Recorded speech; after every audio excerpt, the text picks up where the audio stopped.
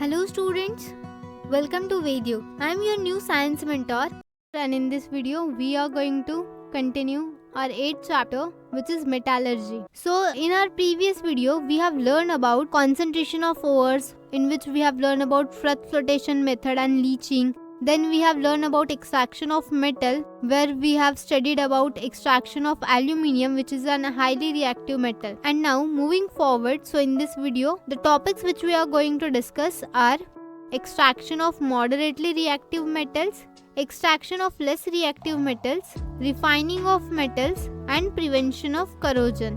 So ये कुछ topics है जो हम इस वीडियो में देखने वाले हैं. So let's start with extraction of moderately reactive metals. Metals in the middle of reactivity series, जैसे कि आयरन है, जिंक है, लीड है या कॉपर है, ये मॉडरेटली रिएक्टिव मेटल्स है and they usually found as sulphides और कार्बोनेट्स. तो वो सल्फाइड्स या कार्बोनेट्स के फॉर्म में मिलते हैं. ऑक्साइड के फॉर्म में से मेटल्स को ऑब्टेन करना ये ज्यादा इजी हो जाता है एज कम्पेयर टू सल्फाइड्स और कार्बोनेट. अब ये जो मॉडरेटली रिएक्टिव मेटल्स है ये सल्फाइड या कार्बोनेट्स के फॉर्म में होते हैं. तो सल्फाइड ओवर को क्या करते हैं, पहले हीट किया जाता है एयर में, मतलब उसे रोस्ट किया जाता है to convert it into oxides.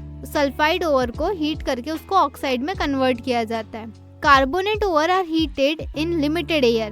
Carbonate ore को हीट किया जाता है लिमिटेड एयर में कैल्सिनेशन प्रोसेस के थ्रू एंड इन्हें फिर कन्वर्ट किया जाता है ऑक्साइड्स में. चाहे सल्फाइड हो चाहे कार्बोनेट ओवर हो, उन्हें पहले ऑक्साइड में ही कन्वर्ट करते हैं. लेकिन अगर सल्फाइड ओवर को हीट कर रहे हैं एयर में तो वो रोस्टिंग हो जाती है एंड अगर कार्बोनेट ओवर को हीट कर रहे हैं लिमिटेड एयर में तो वो कैल्सिनेशन प्रोसेस हो जाती है. तो ये दोनों ओवर्स को दो अलग अलग तरीके से ऑक्साइड में कन्वर्ट करते हैं. अब रोस्टिंग की रिएक्शन किस तरह से होती है, हम जिंक का एग्जांपल लेते हैं. तो अगर जिंक सल्फाइड है तो जिंक सल्फाइड को हम ऑक्सीजन में हीट करेंगे तो we will get zinc oxide plus sulphur dioxide. जो गैस है ये इवॉल्व होंगी. और वही अगर हम कैल्सिनेशन की बात कर रहे हैं तो कंपाउंड क्या है हमारे पास, जिंक कार्बोनेट. तो जिंक कार्बोनेट अगर इसको हम हीट करते हैं लिमिटेड एयर में तो it will gives us zinc oxide plus carbon dioxide gas evolve होगी. तो इस तरह से ये रिएक्शन होती है. नाउ रिएक्टिव मेटल जैसे कि सोडियम, कैल्शियम या एल्यूमिनियम जो है वो यूज किए जाते हैं एज अ रिड्यूसिंग एजेंट, ताकि मेटल ऑक्साइड से हमें मेटल्स मिल सके.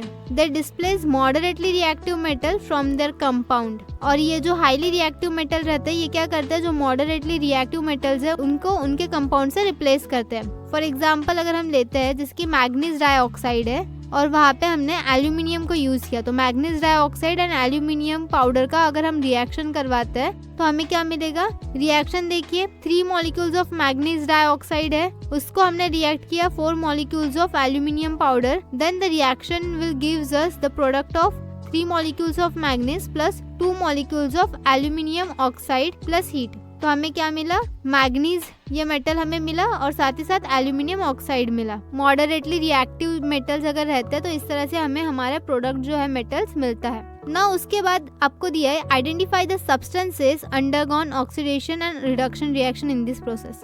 तो अभी आपको रिएक्शन दी है जहाँ पे क्या किया है, Fe2O3 मतलब फेरस ऑक्साइड जो है इसे एल्यूमिनियम के साथ रिएक्ट करवाया है and it will gives you 2 ferrous molecule plus aluminium oxide plus heat. तो यहाँ पर क्या हुआ है, हाई हीट जो है, सो हाई हीट क्या करती है, मेटल्स को मोल्टन फॉर्म में कन्वर्ट करती है. तो यहाँ पे जो हमने एग्जांपल देख रहे हैं ये थर्मेट रिएक्शन का एग्जांपल है, जहाँ पे आयरन ऑक्साइड एल्यूमिनियम के साथ मिक्स होके आयरन प्लस एल्यूमिनियम ऑक्साइड ये प्रोडक्ट दे रहा है. अब ये जो मेथड है ये यूज करते हैं वेल्डिंग रेल्स के लिए. तो आप इसका जो इमेज है वो वीडियो में आप देख रहे होंगे कि किस तरह से इस मेथड को यूज किया जाता है रेल्स को वेल्डिंग करने के लिए. Now moving forward to our next topic which is extraction of less reactive metals. तो अभी हमने देखा कि मॉडरेटली रिएक्टिव मेटल्स जो है इनका एक्सट्रैक्शन किस तरह से किया जाता है. अभी हम देखते हैं कि लेस रिएक्टिव मेटल्स को एक्सट्रैक्ट कैसे करते हैं. तो metals at the bottom of reactivity series are less reactive. जो रिएक्टिविटी सीरीज के सबसे बॉटम में जो मेटल्स आते हैं वो लेस रिएक्टिव है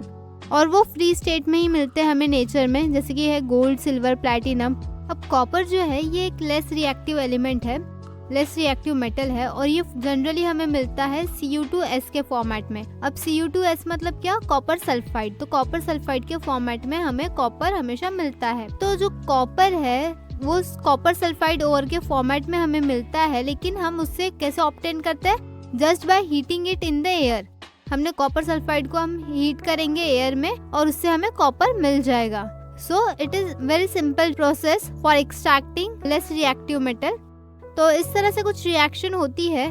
2 molecules of Cu2S, copper sulphide के 2 मॉलिक्यूल जो है उसे हम एयर में बर्न करेंगे तो ऑक्सीजन यहाँ पे कंबाइन होगा and it will give 2 copper oxide plus SO2 gas जो है वो इवॉल्व होंगी। अब ये जो कॉपर ऑक्साइड है, 2 मॉलिक्यूल्स ऑफ कॉपर ऑक्साइड जो है ये देन अगेन रिएक्ट होंगे कॉपर सल्फाइड के साथ and it will give 6 molecules of copper plus यहाँ पे सल्फर डाइऑक्साइड गैस जो है वो इवॉल्व होंगे। इस तरह से ये रिएक्शन कंप्लीट होती है ना। उसके बाद हम देखते हैं कि मेटल्स की रिफाइनिंग किस तरह से होती है। So let's see refining of metals. तो मेटल जो है वो रिडक्शन प्रोसेस से हमें मिलते हैं जो कि इम्प्योर रहते हैं एंड इलेक्ट्रोलाइसिस टेक्निक का यूज करके हम इम्प्योरिटीज में से प्योर मेटल्स को एक्सट्रैक्ट करते हैं और इम्प्योरिटीज को सेपरेट आउट करते हैं। Now can you recall what is mean by corrosion? So, the process of gradual deterioration or rusting of metals due to chemical reaction with the environment is called as corrosion.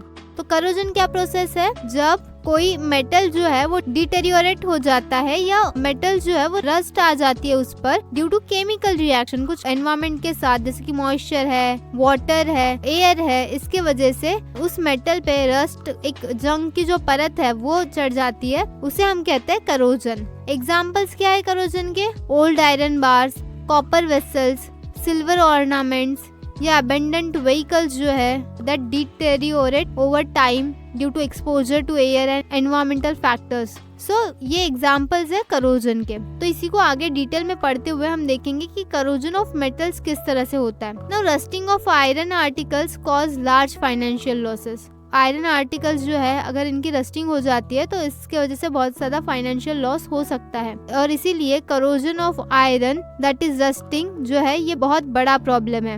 Iron जो है ये moist air के साथ react होता है और एक reddish substance form करता है जिसे कहा जाता है रस्ट और इसका फॉर्मूला है Fe2O3.H2O। देन मॉइस्ट एयर में जो कार्बन डाइऑक्साइड प्रेजेंट होता है वो कॉपर के साथ रिएक्ट होता है और जिससे कॉपर कार्बोनेट की एक ग्रीनिश कलर की लेयर जो है कॉपर वेसल्स पे या कॉपर पे चढ़ जाती है जिसका फॉर्मूला है CuCO3 और जिसके वजह से पैटिनेशन ऑफ कॉपर होता है और लश्चर जो है, जो कॉपर चमकता है वो उसकी चमक चली जाती है। देन सिल्वर आर्टिकल्स जो है ये ब्लैकिश कलर के टर्न हो जाता है क्योंकि उस पर सिल्वर सल्फाइड की लेयर आ जाती है। सिल्वर सल्फाइड की लेयर कब आती है? जो हाइड्रोजन सल्फाइड प्रेजेंट है एयर में वो रिएक्ट करता है सिल्वर मेटल्स के साथ, तो यहाँ पर Ag2S की मतलब सिल्वर सल्फाइड की लेयर आ जाती है सिल्वर आर्टिकल्स पे। By oxidation of aluminium a thin layer of aluminium oxides form on it. और जब एल्यूमिनियम ऑक्सीडेशन रिएक्शन से जाते हैं तो उन पर एक एल्यूमिनियम ऑक्साइड की थीन लेयर चढ़ जाती है। तो ये कुछ एग्जांपल्स है करोजन के। तो अब करोजन को हम प्रिवेंट कैसे कर सकते हैं? तो उसके भी कुछ प्रिवेंटिव मेजर्स है, जैसे कि methods to protect metals from corrosion. Prevent direct contact with air, मतलब हम जो भी मेटल्स है उनका डायरेक्टली एयर के साथ कांटेक्ट अगर करना रोकते हैं तो उससे क्या होगा, रस्टिंग जो है वो नहीं होगा। स्पेशली ये आयरन पे हम यूज कर सकते हैं। जो आयरन के मटेरियल्स है उन्हें हम इजीली एक्सपोज नहीं कर सकते बाहर। अगर हमको आयरन को एक्सपोज करना है तो हम उसे पेंट वगैरह करके फिर बाहर रखते हैं। सो इसीलिए आयरन के जो मोस्टली आर्टिकल्स है उनको हम फ्री एयर में ज्यादा एक्सपोज नहीं करते हैं। ये एक वे है जिससे हम करोजन से प्रोटेक्ट कर सकते हैं आयरन को। Then prevention of corrosion can be achieve in various ways, और वो वेज क्या है आइए देखते हैं। To prevent the contact of metal with moisture and oxygen, metals का मॉइस्चर एंड ऑक्सीजन के साथ जो कॉन्टैक्ट है उसे रोकने के लिए हम क्या कर सकते हैं, एक फिक्स लेयर हम अप्लाई कर सकते हैं मेटल पे कुछ सब्सटेंस की, जो क्या करेगी, मॉइस्चर एंड ऑक्सीजन से मेटल को रिएक्ट होने से रोकेगी। Then to prevent corrosion of metals by applying layer of paint, oil, grease और वार्निश ऑन देयर सरफेस, हम क्या कर सकते हैं, मेटल्स के सरफेस पे ऑयल, ग्रीस, ये पेंट या वर्निश का एक लेयर लगा सकते हैं। फॉर एग्जाम्पल जो करोजन ऑफ आयरन है इस मेथड से हम प्रिवेंट कर सकते हैं। Then we can not protect the articles permanently from rusting by painting them, हम हमेशा के लिए मेटल्स को करोड होने से रोक नहीं सकते या रस्टिंग होने से रोक नहीं सकते। जो मेथड ऑफ पेंटिंग है ये शॉर्ट टाइम के लिए ही सुटेबल है। If there is a scratch on the paint on the surface of the article and if a small surface of a metal comes in contact with air, the process of rusting starts below the layer of the paint.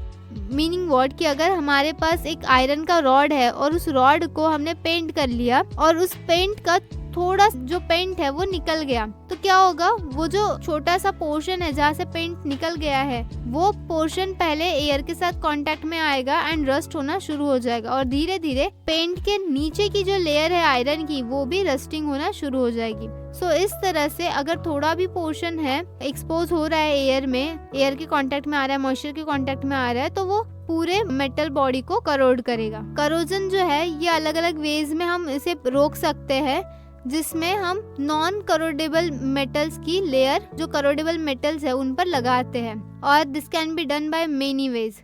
So galvanising है, tinning है, anodisation है, ये कुछ methods है जिससे हम क्या कर सकते हैं, मेटल्स को करोड होने से रोक सकते हैं।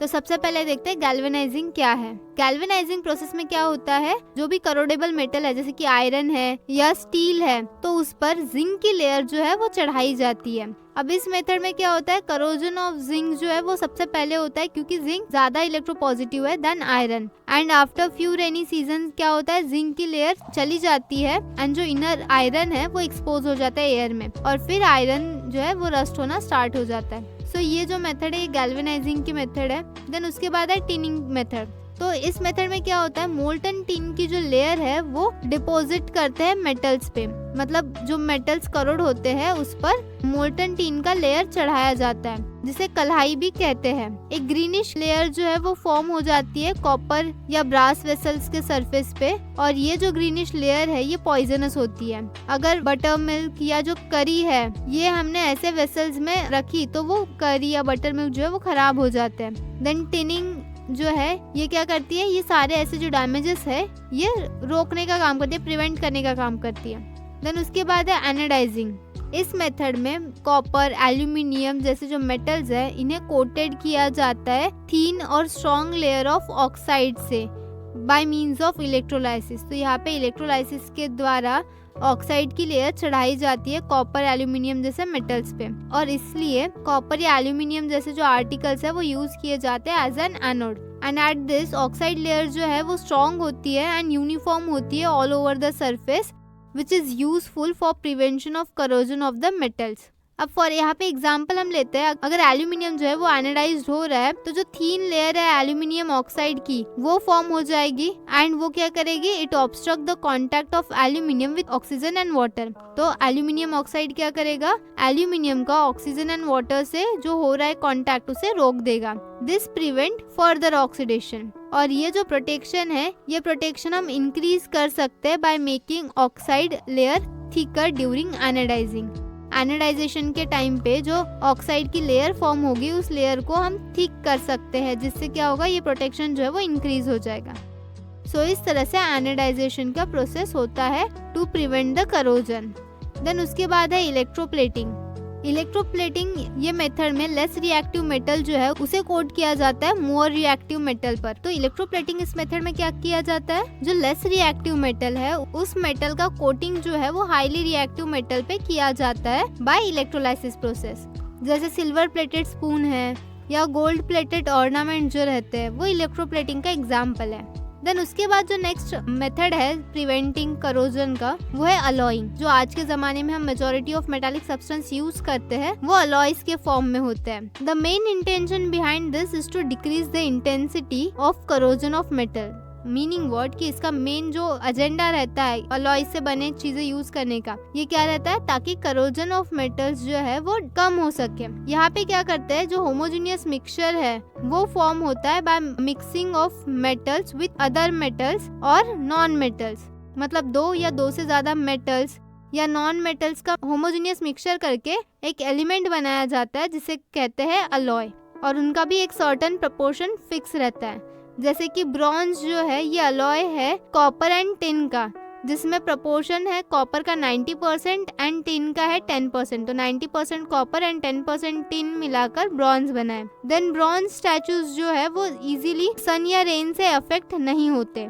देन स्टेनलेस स्टील जो है इस पे स्टेन्स नहीं आते हैं वाटर के या एयर के और उस पे रस्ट की लेयर भी नहीं आती। ये अलॉय है जो कि 74% आयरन, 18% क्रोमियम एंड 8% कार्बन से बना है। कौन? Stainless steel. So recent times में ऐसे वेरियस टाइप्स के अलॉयज जो है वो यूज करते हैं कॉइन्स को बनाने के लिए। सो इस तरह से अलॉइंग जो है ये भी एक मेथड है टू प्रिवेंट द करोजन। सो इस तरह से हमने यहाँ पे ये टॉपिक कवर कर लिया है, ये चैप्टर यहाँ पे खत्म हो गया है। आई होप आपको ये चैप्टर पूरी तरह से समझ गया होगा। And if you have any kind of doubt then rewatch the videos, refer the textbook और साथ ही साथ प्रैक्टिस भी करते रहिए। So let's take a break here guys. हम मिलते हैं हमारे नेक्स्ट वीडियो में एक नया चैप्टर के साथ। Till then, keep watching and keep learning guys. Bye bye.